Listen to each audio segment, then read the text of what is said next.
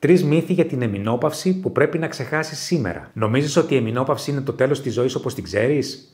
Ήρθε η ώρα να σταματήσεις να πιστεύεις τους μύθους. Σήμερα θα μάθεις την αλήθεια για την εμεινόπαυση και πώς μπορεί να είναι μια νέα αρχή. Μύθος πρώτος. Η εμεινόπαυση συμβαίνει μόνο μετά τα 50. Αυτή είναι μία από τις μεγαλύτερες παρανοήσεις. Στην πραγματικότητα, η εμεινόπαυση μπορεί να ξεκινήσει στα 40, ακόμα και στα 30 σε ορισμένες περιπτώσεις. Κάθε σώμα είναι μοναδικό και η ηλικία που ξεκινάει η εμεινόπαυση εξαρτάται από πολλούς παράγοντες, όπως η κληρονομικότητα, ο τρόπος ζωής και η υγεία σου. Μύθος δεύτερος. Η εμεινόπαυση είναι το τέλος της σεξουαλικής ζωής. Πιστεύεις ότι η εμεινόπαυση σημαίνει τέλος στην ερωτική σου ζωή? Λάθος. Οι ορμονικές αλλαγές μπορεί να φέρουν προκλήσεις, όπως ξηρότητα ή μείωση της λίμπιντο, αλλά υπάρχουν λύσεις. Λιπαντικά, ορμονικές θεραπείες και το πιο σημαντικό, η καλή επικοινωνία με τον σύντροφό σου μπορούν να κάνουν τη διαφορά. Μύθος τρίτος.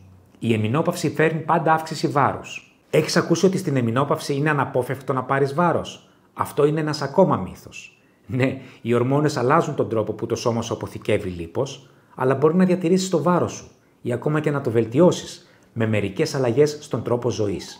Η εμεινόπαυση δεν είναι το τέλος. Είναι μια νέα αρχή. Σταμάτα να πιστεύεις τους μύθους που σε κρατούν πίσω. Ενημερώσου, φρόντισε τον εαυτό σου και ζήσε τη ζωή που αξίζεις. Εσύ πίστευες κάτι από αυτά?